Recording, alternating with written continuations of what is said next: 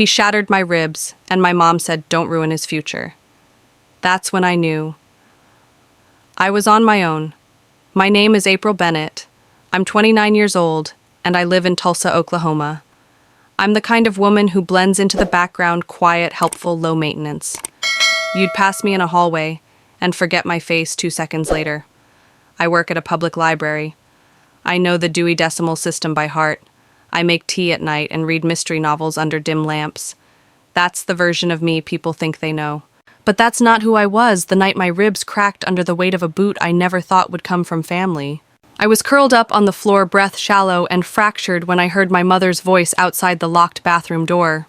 "Don't say anything, April," she hissed. "You'll ruin his chances." That was the moment I knew I didn't have a family. I had spectators. I had people more concerned with preserving their golden boy's image than acknowledging the bruised and broken daughter left gasping for air. It wasn't always like that. Or maybe it was. Maybe I just didn't want to see it. I was the good daughter. Always helpful. Always polite. I cleaned the kitchen without being asked. I remembered birthdays no one else cared about. I stayed quiet when conversations got heated. I let others talk over me and told myself that was maturity. That was peace. But the truth is, I was surviving. I believed that if I could just be good enough, small enough, convenient enough, they'd love me. They'd see me. But they didn't. They only ever saw Logan. Logan Bennett, my younger brother by 3 years, was the sun around which our entire household orbited. My parents poured everything into him, their pride, their money, their identity. He was their miracle, their future, their story worth telling. He was also the one who fractured my ribcage because I said the wrong thing at the wrong time, but I'm getting ahead of myself. You see, the story I'm about to share with you isn't just about broken bones. It's about what happens when the people who should protect you ask you to protect the one who hurt you instead. It's about the moment I realized I couldn't keep quiet anymore, not if I wanted to live. So if you've ever been the quiet one, the overlooked one, the one who got hurt and was told to not make a scene, then stay with me. This story is for you. And if you've ever been in that place, trapped between love and survival, please leave a like and let me know where you're watching from. I want to know I'm not alone. Because this isn't just a story. It's a warning. It's a reckoning. And it starts here on a bathroom floor with a cracked rib and a whisper that changed everything. I didn't scream that night. I didn't even cry. I just listened, and I finally heard the truth. Silence doesn't mean peace. Sometimes silence is the loudest betrayal. 6 months before that night, I moved back into my parents' house. I told everyone it was temporary, just until I saved enough for a down payment on a small place of my own. But the truth was more fragile than that. Somewhere deep down, I think I still hoped I'd find something I'd never really had a home. Not a house, not walls and a roof and neatly trimmed hedges. A home, safety, warmth. People who looked at you and saw you. I was 29 years old, and I still believed that if I returned, they might finally notice me. Instead, I stepped back into a shrine. Logan's shrine. The walls of our living room used to hold family photos, me in my graduation cap, Mom holding a birthday cake, even one of Dad teaching me to ride a bike. All gone now, replaced with action shots of Logan on dirt bikes, news clippings from local race circuits, and a framed contract from his sponsor. His gear was displayed like trophies, helmets, gloves, his old racing boots. As if the house had turned into a museum curated by obsession. Even the fridge bowed to him. His high-protein, high-performance meal prep took up the top 2 shelves. My leftovers were shoved to the back behind a gallon of almond milk he never drank. Dinner conversations were loops of Logan's lap times, his stats, his prospects. I could have vanished mid-meal and no one would have noticed. Or maybe they would have just asked me to clear the dishes before I left. At first I tried to make myself useful. I helped Mom reorganize the garage. I drove Dad to his physical therapy appointments. I fixed a broken cabinet hinge in the kitchen without being asked. It wasn't about credit, it was about belonging. But I remained invisible, except when something needed doing. Except when Logan was in a mood and they needed someone to absorb the blow. I wasn't blind to the signs. His room had dents in the drywall that weren't there before. He once screamed at the microwave for taking too long. His ex-girlfriend Alyssa stopped coming around after a bruised wrist she said came from tripping over his gym bag. I wanted to believe him. I wanted to believe all of them. That it wasn't what it looked like. That things weren't as bad as they seemed.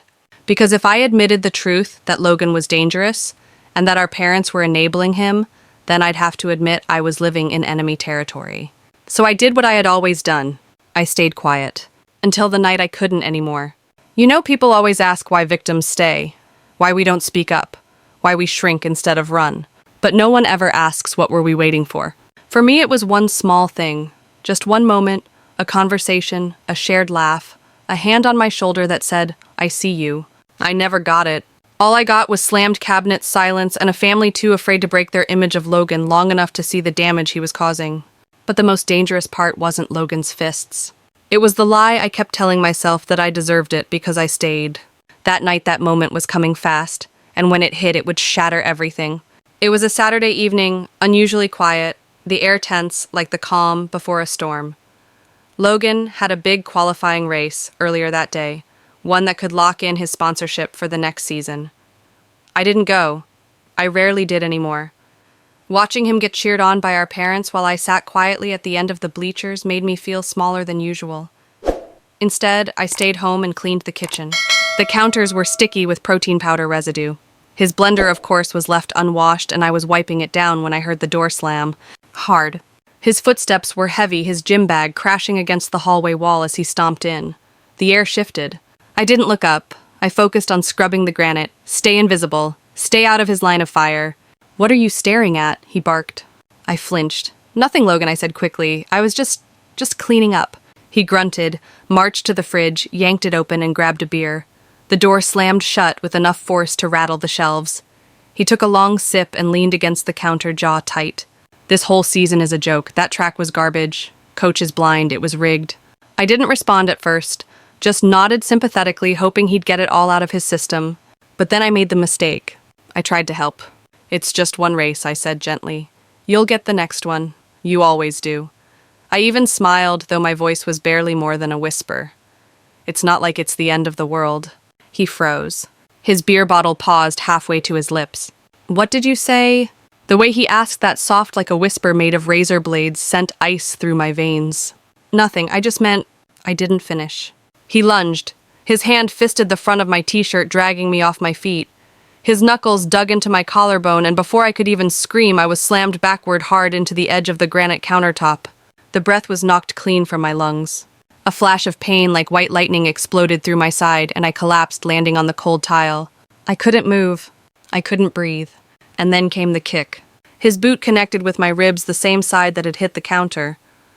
I heard a sound, a grotesque crack that I didn't just hear. I felt it deep inside. Then blackness. When I came to everything hurt. I was still on the kitchen floor, every breath shallow and agonizing. And then I saw her, my mother, kneeling beside me. But she wasn't looking at me. She wasn't even touching me. She was listening to the sound of the front door, waiting. April, she whispered, her voice tight. Your father's coming. You need to get up. Now. I gasped. I can't breathe. Her eyes finally met mine, and they were cold. No panic, no sympathy, just fear. For him. You tripped, she said quietly. You fell. You hit the counter. That's what happened. You know how sensitive he is. Don't ruin this for him. Something inside me cracked worse than my ribs. Even as I lay on the floor shaking, bleeding, humiliated, all she could think about was him.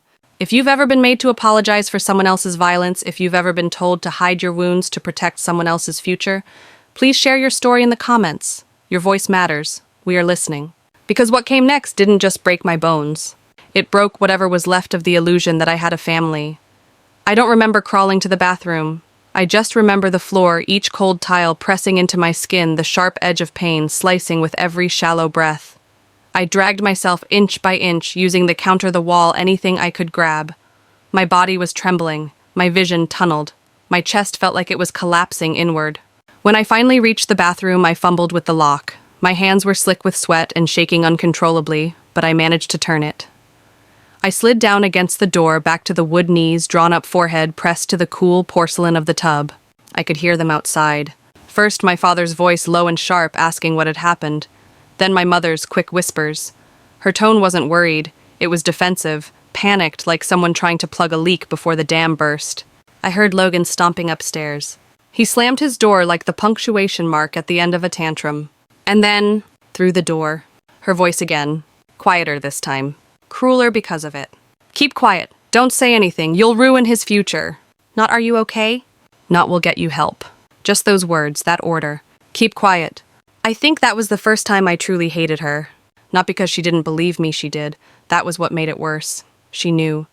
She saw the pain on my face, heard my gasps for air, and still, she chose him. Not even out of love, out of image, out of fear that the illusion of their golden sun would shatter. I don't know how long I sat on that floor. Minutes, maybe an hour. The world became a slow drip of agony. I tried to take deeper breaths, and each one stabbed me from the inside. My fingers tingled. I was scared to fall asleep, scared I wouldn't wake up. Eventually, I heard them moving around the kitchen again, pretending like everything was normal. I closed my eyes and made a decision, one that surprised even me. I wouldn't lie this time. I couldn't. Something had broken, and it wasn't just my ribs, it was the part of me that had been clinging desperately to the idea that I could fix this family. If I just loved hard enough, stayed quiet long enough. The next morning, my father stood in the doorway, keys in hand, expression made of stone. "Get in the car," he said. "We're going to urgent care." He didn't ask how I was feeling. Didn't even look at me. On the drive there, he stared at the road like it was the only thing keeping him grounded. "You fell down the stairs," he said. It wasn't a suggestion. It wasn't even a command. It was a statement of fact carved in ice. "Your mother is a mess. Logan's worried sick. Don't make this worse than it has to be." And like the well-trained daughter I'd always been, I nodded.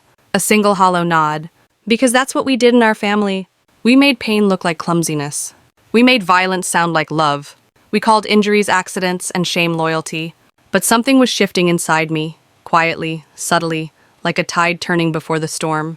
And I didn't realize it yet, but help was already waiting at that clinic. And this time, it wouldn't stay quiet. The urgent care clinic was tucked between a laundromat and a check-cashing store. One of those places you pass 100 times and never think about until the day you have no choice. The fluorescent lights buzzed overhead as I walked in with my father. Every step sent a jolt of pain through my side. I held my breath just to move. The woman at the front desk handed me a clipboard. I filled out my name, date of birth, symptoms. When I paused at the line that said, "What happened?" My father leaned in slightly, just enough for me to hear without the receptionist catching on. "You fell down the stairs," he said again. I wrote the words in shaky handwriting, "fell while cleaning." Hit counter. The nurse called me back. My father stayed in the waiting room. It was the first time I'd been alone since the night before. The nurse, a woman maybe in her 50s with soft eyes and a voice like cotton, took my vitals and asked the same question. I repeated the lie like a reflex. Then the doctor came in. Her name was Dr. Karen Miles. She was tall, calm, with gray-streaked hair and a presence that made the sterile room feel just a little warmer. She didn't look rushed. She didn't even open my file right away. Instead, she pulled up a stool and sat across from me. "April, I'm going to do a quick physical exam before we order some scans," she said gently. "Can you point to where it hurts most?" I pressed my hand to my side. She lifted my shirt slowly, respectfully, like she knew I was on the verge of panic. When her fingers gently touched the bruised area, I flinched so hard I nearly fell off the table. "I'm sorry," she said immediately. That was barely any pressure, which tells me we're probably looking at cracked or broken ribs. She stood up and wrote something on a chart. Then she turned back to me. "April," she said softly, "can I ask you something?" I nodded. "The pattern of bruising, it doesn't really line up with a fall. There's concentrated force here. That's typically from a strike, not an accident. Are you absolutely sure this happened the way you said?" My throat tightened. I wanted to nod. I wanted to repeat the lie and be done with it. But I didn't. I couldn't. She waited, not impatiently, just quietly. Like she understood how much that silence mattered. I opened my mouth, but no words came. She leaned in, her voice barely above a whisper. "April, did someone do this to you?" It felt like the whole room froze, like the air went still. She wasn't angry. She wasn't accusing. She just wanted the truth, and for the first time in my life, someone was ready to believe it. My lips trembled. I can't say." She nodded. "Okay, that's all right. Let's get the x-rays, and then we'll talk again." I went through the motions, but inside everything was shaking. I was scared not of Logan, not even of my parents. I was scared of what it would mean if I told the truth. Because once the truth is spoken, you can't unspeak it. And I wasn't ready. Not yet, but I was getting close. The x-rays came back quickly. Dr. Miles returned to the room with a small stack of images and a gravity to her presence that made my stomach twist. She clicked on the light panel and hung the films. April, she began gently pointing to the bright, jagged lines on my ribs. You have 2 clean breaks and a 3rd rib that's fractured.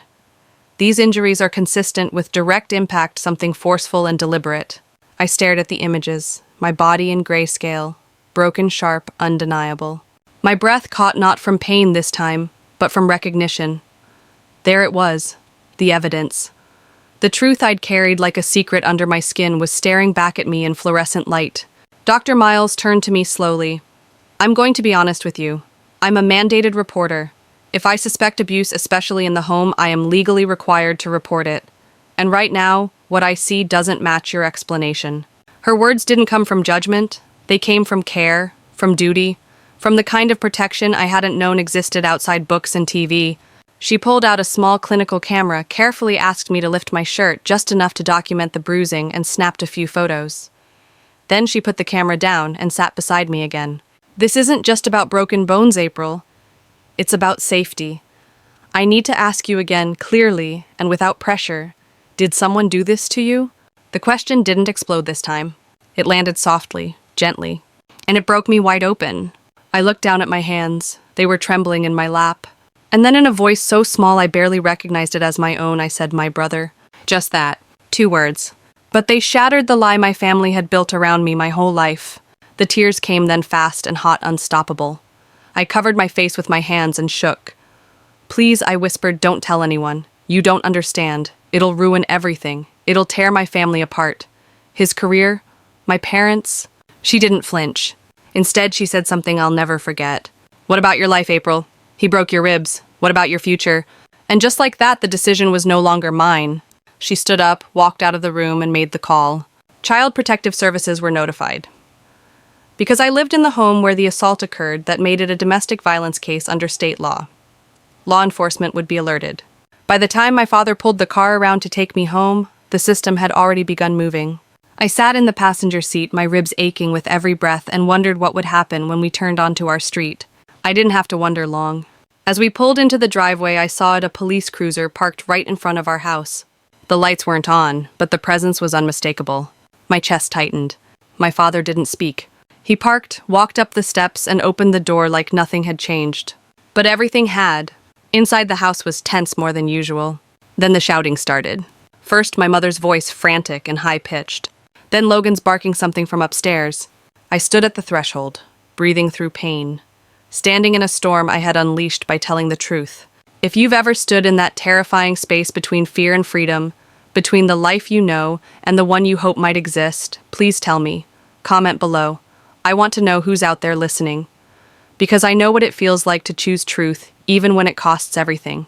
That night I chose to stop being quiet, and everything that followed began with that whisper.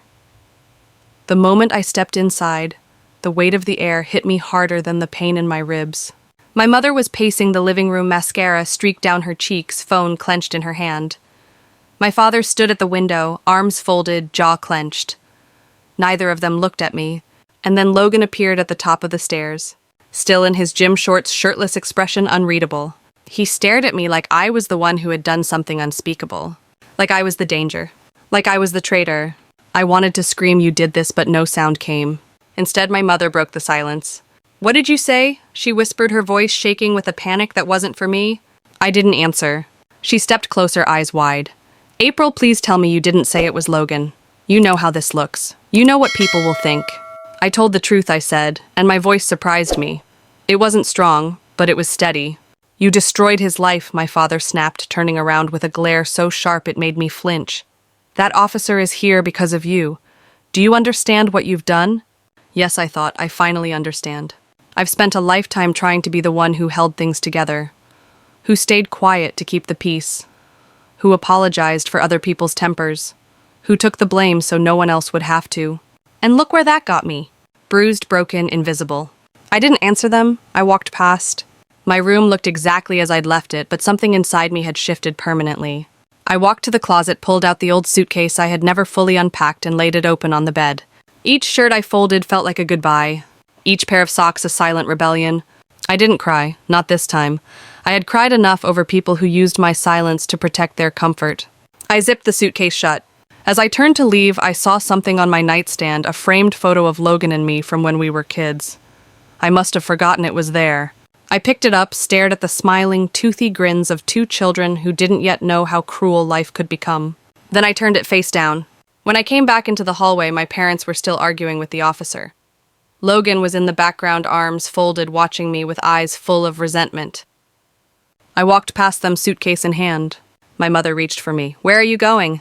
"I don't know," I said honestly, "but not here." My father didn't stop me. Logan didn't speak. As I opened the front door, the officer turned toward me slightly and gave the faintest nod. Acknowledgement, validation. It felt like the first time anyone in that house had ever seen me. I stepped outside. The air was cold, but it felt like freedom. I didn't have a plan. I didn't have a place lined up. I didn't even have enough cash for a hotel beyond a couple nights, but I had something I hadn't had in years, a voice. And I had finally used it. The first night away from home, I slept in my car. It wasn't a choice so much as a lack of options. The shelter Dr. Miles had recommended didn't have any open beds until the following week, and the budget motel nearby had a line of flickering neon letters and a front desk clerk who looked like he hadn't blinked since 2003. So I parked outside a 24-hour pharmacy and leaned my seat back. Every movement sent jolts of pain through my ribs, so I stayed as still as I could. But sleep didn't come. Instead, I stared at the ceiling, listening to the faint buzz of the parking lot lights and the occasional hum of passing cars. I wasn't scared, not exactly. I was hollow. Not from hunger or exhaustion, but from the realization that everything I thought I could count on had been built on conditions. You're safe as long as you're quiet. You're loved as long as you don't make trouble. You belong as long as you don't call out the harm. But I had broken those conditions, and now I was alone. The next morning, I returned to the clinic. Dr. Miles was there, and when she saw me walk in with my suitcase still in hand, she didn't ask questions. She just led me to a side room, handed me a protein bar, and told me to sit. 10 minutes later, she came back with a name and a phone number. "This woman's name is Gloria," she said. "She runs an extension of the shelter system. She places women in temporary apartments when the shelters are full. It's not glamorous, but it's safe." I called the number. 2 hours later, I had a key in my hand and an address to a small apartment complex on the other side of Tulsa. The place was tiny, just one room, a kitchenette, and a bathroom with a shower head that dripped. But when I shut the door and turned the deadbolt, I felt something I hadn't felt in days. Safe. There were no shouts echoing from upstairs. No footsteps stomping down the hall. No whispers of keep quiet. Just silence. The good kind. I slept for 14 hours straight that night. When I woke up, my ribs still ached, but something inside me felt different. Lighter. I sat on the floor and cried, not because I was afraid, but because I had survived. In the days that followed, I started to build. Not a life, not yet. That would come later. But a beginning. I bought a used lamp from a thrift store. A coffee mug with a chipped handle that said, "Be kind." A tiny potted plant I named Iris. I started journaling again, something I hadn't done since college. The pages filled quickly. Memories poured out of me. Not just the night Logan broke my ribs, but all the little cuts before that. The dismissals, the slammed doors, the way no one had ever listened. And for the first time, I began to see the patterns. The way silence had been a currency in our home, and how I'd been paying for everyone else's comfort with my own pain. A week after I moved into the apartment, Dr. Miles called me again. Not as a physician, but as someone who still cared. She asked how I was doing, if I needed anything, and then told me about a legal resource group that offered free legal aid for women in domestic violence cases. That's how I met Camille West. She was a pro bono attorney with a reputation for being fierce in court and compassionate in conversation. When we met, I expected cold efficiency. What I got was warmth, clarity, and something I hadn't felt in a long time: advocacy. She didn't ask, "Are you sure?" She didn't suggest settling quietly. She didn't tell me to think about my brother's future. She said, "He assaulted you.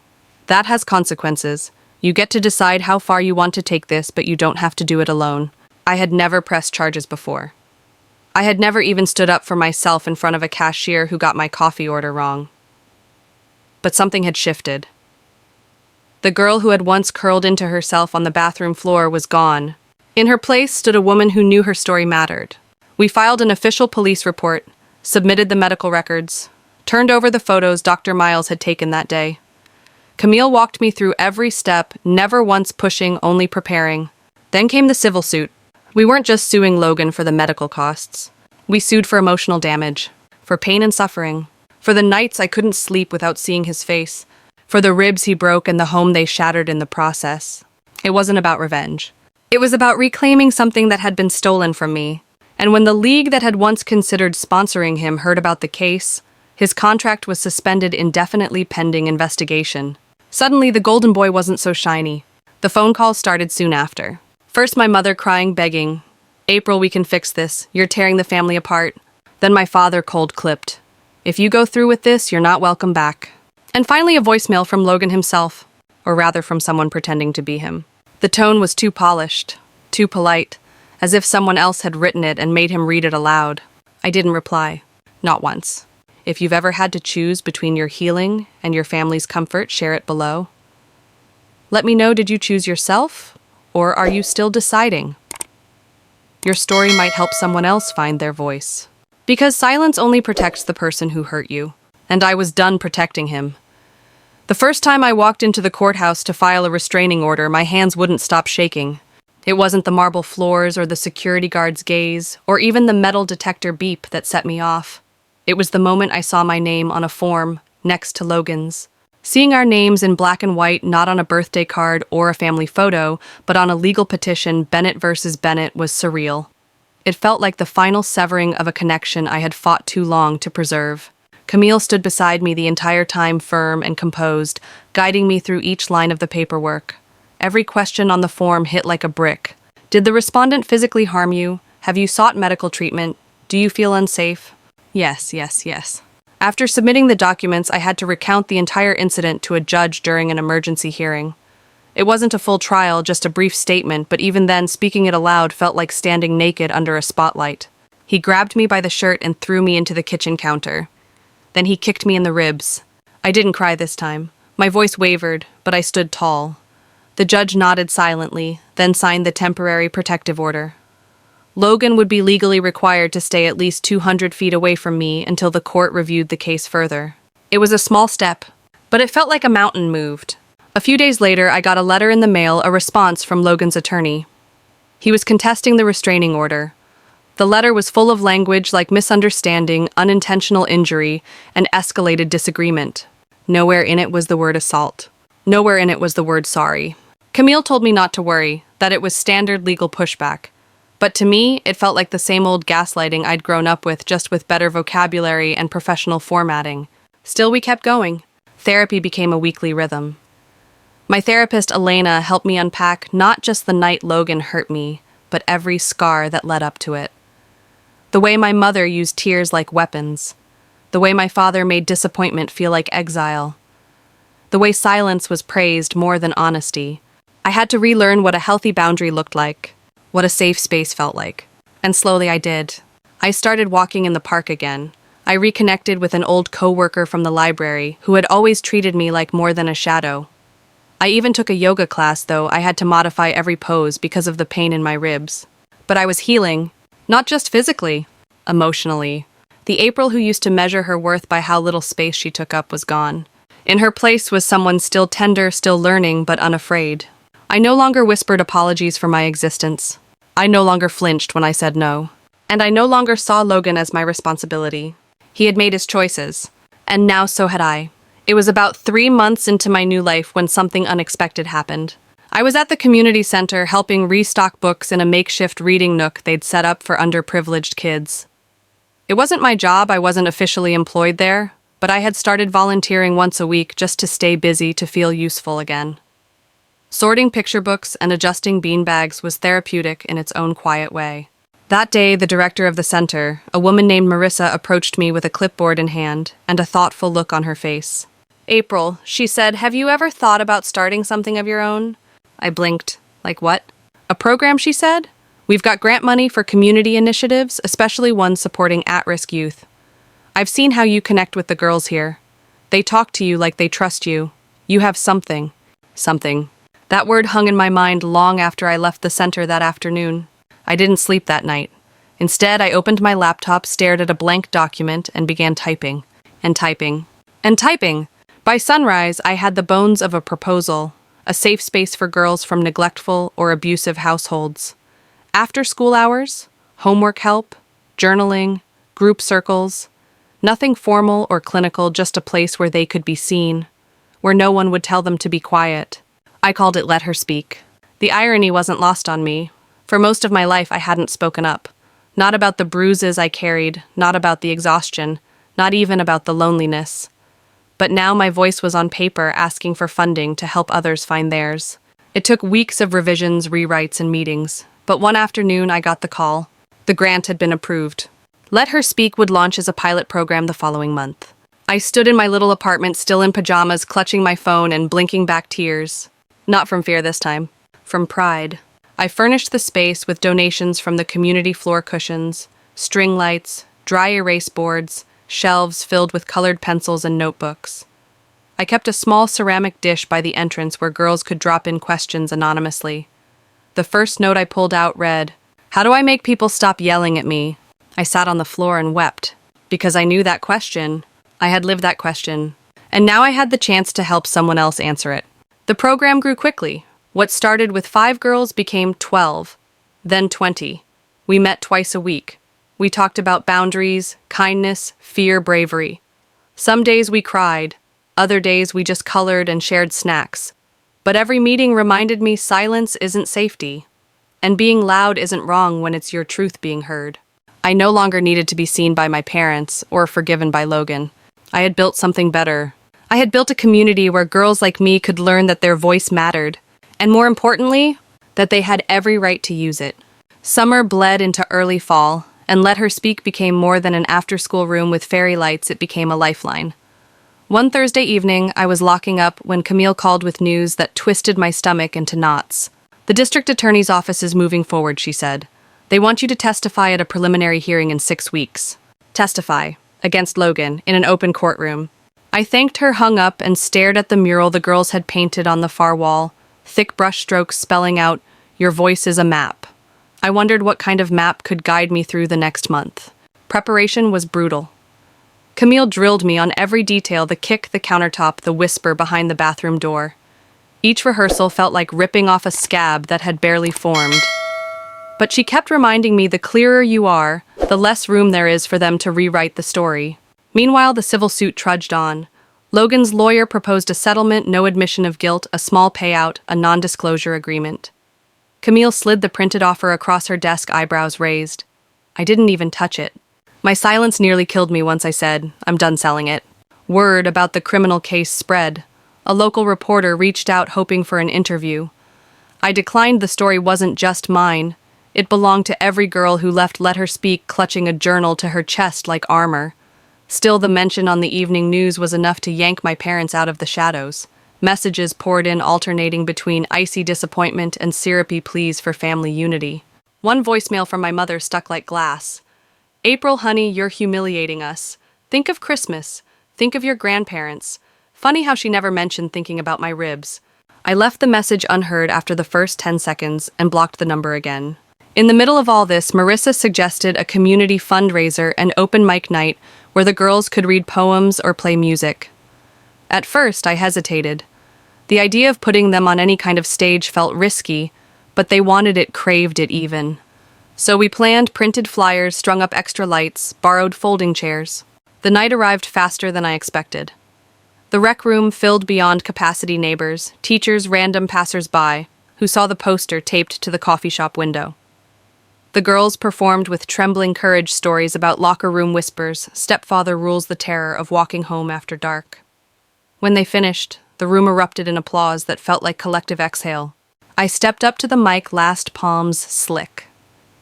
3 months ago, I began voice hitching. I thought silence was the safest place in the world. Tonight, you proved me wrong. I looked out over the rows of faces, some tear-stained, some fierce with empathy. If any part of this story resonates with you, let me know you're here. Leave a comment when the replay goes live. Tell us where you're listening from right now, so the girls can see how far their words travel. A hush rippled. Then heads nodded, phones lifted to scan the QR code taped to the podium. We raised more than enough to cover the program's rent for 6 months.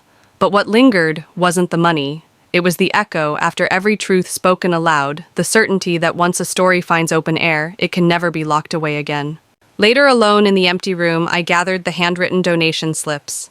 One note scrawled in a shaky teenage hand read, "When you speak, I believe I can too." I pressed the paper to my chest, breathing through the ache that was still there, but lighter. The hearing loomed like a mountain on the horizon, yet for the first time since that night on the kitchen floor, I felt prepared to climb. Not because I was fearless, but because I wasn't climbing alone. Voices, small, brave, relentless, were climbing with me, mapping the way forward one word at a time. The preliminary hearing was held in a downtown courthouse with polished marble floors and echoing hallways that made every footstep feel accusatory. I wore a navy blouse I had bought at a thrift store the week before, modest, clean, professional. The kind of thing I hoped said I am telling the truth without me having to utter a word. Camille met me on the steps. Her presence was a grounding force. She adjusted the collar of my blouse, handed me a bottle of water, and reminded me, "You are not on trial." He is. But it didn't feel that way, not at first. Inside, Logan sat at the defense table in a tailored suit that couldn't quite hide the tiredness in his face. His lawyer, sleek and calculated, whispered something into his ear that made Logan glance toward me. For a moment, our eyes met. He didn't look angry. He looked hollow. But that emptiness didn't move me anymore, because I remembered the look in my eyes staring into the bathroom mirror days after the attack. Black and blue bruises beneath the surface of my skin, and a betrayal even deeper underneath that. That girl deserved justice. When I took the stand, I swore in with a hand that didn't shake. Camille walked me through the questions, basic at first. My relationship to Logan, the events of the night, the kitchen, the countertop, the kick. I spoke slowly, clearly. I didn't embellish, I didn't dramatize. I simply told the truth. Then came the cross-examination. Logan's lawyer stood crisp and calm. "Miss Bennett, is it true you had recently moved back home due to financial difficulties?" "Yes," I replied. "I was saving for my own place." "Would you say tensions were already high in the house before this incident?" "I wouldn't call them high. I would call them unequal." He raised an eyebrow. "Interesting. And on the night in question, isn't it true that you made a comment that could be interpreted as mocking Logan's career?" I paused. This was the trap. The moment they try to shift the focus from his actions to my words, I said it wasn't the end of the world, I answered, because it wasn't. Losing a race isn't the end of the world. Breaking someone's ribs is. That silenced the room. For the first time in hours, I looked toward the gallery, and there in the second row, I saw two of the girls from Let Her Speak, sitting quietly beside Marissa, notebooks clutched to their chests. I almost broke right there, but not from fear. From the surge of strength their presence gave me. The hearing ended without fireworks. The judge ruled there was sufficient evidence to move the case forward. No verdict, yet just a green light to continue. But it felt like a victory. As I stepped outside blinking into the sun, Camille turned to me with a small smile. "You just stood your ground, April. That's more than most people ever do." And that night, when I returned to my apartment, still small, still cluttered with notes and grant forms and laundry baskets, I allowed myself something rare. Peace. I brewed a cup of tea. I sat by the window, and I let the quiet in. Not the kind of quiet that demanded silence, but the kind that followed courage. The lawsuit dragged on for nearly a year. Motions, delays, depositions. At times it felt like the process was designed to wear me down until I gave up. But I didn't. Every court date, every legal filing, every dry soul-numbing meeting with attorneys, I showed up. Because every time I felt like giving in, I remembered that kitchen floor. I remembered the weight of silence. And I remembered that if I stopped now, it wouldn't just be letting him win. It would be telling every girl watching that her pain wasn't worth pursuing justice for. Still, there were days I questioned everything. One morning, I found a letter taped to my apartment door. No return address. Just 2 words typed in all caps. "Liar, traitor." I held the page in my hands for a long time, then folded it and placed it in a box under my bed labeled evidence. Not because I planned to use it in court, but because I needed a place to keep all the reminders of why I had chosen this path. My parents never showed up at any hearings. Not once. Not even out of curiosity. Instead, they sent word through mutual acquaintances that I was mentally unstable, making it all about money driven by resentment. I didn't respond. Let them believe what they needed to. I had stopped living for their version of the truth a long time ago. And besides, I had my own family now. Not by blood, but by choice. The girls from Let Her Speak became a kind of tribe. They began referring to the center as our space. They brought friends, younger cousins. We even had a father come to one of our open mic nights and cry in the back row, whispering, "I wish someone had taught me how to listen when I was young." That night I stood in front of the room and told them what I had never admitted out loud before. "That man broke my ribs," I said. But the first thing he shattered was my voice, and I let it happen because I didn't know I was allowed to scream. There wasn't a dry eye in the room, but what surprised me most was that I didn't cry. I smiled because I wasn't broken anymore. The case eventually settled. Logan agreed to a financial payout enough to cover my medical bills, therapy, and then some. His team released a statement that sounded like a half-hearted apology wrapped in legal jargon. He disappeared from the racing circuit. Sponsors backed out quietly. Social media went silent. And me, I kept going. I applied for full nonprofit status for Let Her Speak. I was accepted. We got a second location across town. Our mission statement was printed on the front wall in big block letters. "Your voice is not a burden. It is your birthright." It had been almost exactly 1 year since the night I locked myself in that bathroom, ribs broken and spirit splintered when the final test came. We were hosting a fundraising gala, our biggest yet. A rented ballroom, local press donated hors d'oeuvres from neighborhood restaurants. The entire community had rallied around Let Her Speak. We had photos on easels showing girls laughing during craft nights, handwritten testimonials framed along the walls. It was beautiful. It was ours. I was standing near the refreshment table, dressed in a simple black dress, talking with one of our volunteers, when I felt a shift in the energy around me. Conversations dropped in volume. A few heads turned, and then I saw him. Logan. He stood at the entrance alone, scanning the room with a haunted look in his eyes. His frame looked smaller than I remembered. The confidence he once wore like armor was gone, replaced by something hollow and uncertain. He walked toward me. People watched, murmurs rippling. I could feel the eyes of the girls in our program, some scared, some curious, some protective. I held my ground. He stopped a few feet away, hands at his sides, and said quietly, "Can we talk?" I didn't flinch. I didn't yell. I didn't run. I took a single step closer so our voices wouldn't carry. "No," I said, my voice even. "You don't get to walk into this space and act like you belong here. Not anymore." He swallowed. "I just wanted to say sorry." "You don't get to do that here," I replied, not with anger, but with certainty. "This place was built from the silence you left me in. You don't get to reclaim it with a sentence." And then, turning to the girls, the guests, the cameras, I raised my voice. "For those of you who don't know," I said clearly, "this man broke my ribs. And this is the family who told me to stay quiet." But I didn't. The room hushed. I built this program not just because of what happened to me, but because I know it happens to others, and because no one else should have to choose between survival and silence. Security quietly escorted Logan out. I didn't watch him go. I turned to the crowd, my chest rising with a new kind of breath, not strained or guarded, but free. If you've ever had to reclaim a space where your pain once lived, if you've stood in the ruins of what hurt you and chosen to build something beautiful instead, tell me below. I want to hear your story. Not for sympathy, but for solidarity, because your truth matters, and your voice is more powerful than you think. The night continued. We raised more money than I imagined possible. People came up to me with tears in their eyes, sharing stories they'd never spoken aloud before. One woman pressed my hand and said, "You gave me permission to stop apologizing." I smiled. Because that was it. That was the mission all along. I didn't need Logan's apology. I didn't even need justice anymore. I had something stronger. I had peace. And I had people. Now when I sit in the office of Let Her Speak, watching the late afternoon sun stretch shadows across the floor, I don't think about the night everything broke. I think about what came after. The girls who show up shy and guarded, then slowly begin to laugh again. The notes left in our anonymous jar that read, "Today, I used my voice." The circle of beanbags where we talk about courage like it's not just a concept, but a practice. I water Iris, the little plant I bought when I moved into my apartment. She's still growing, still reaching toward the light. So am I. My ribs have long since healed, but there are still days I catch myself bracing when a voice gets too loud or a door slams. Healing isn't a straight line. It curves and dips and sometimes doubles back.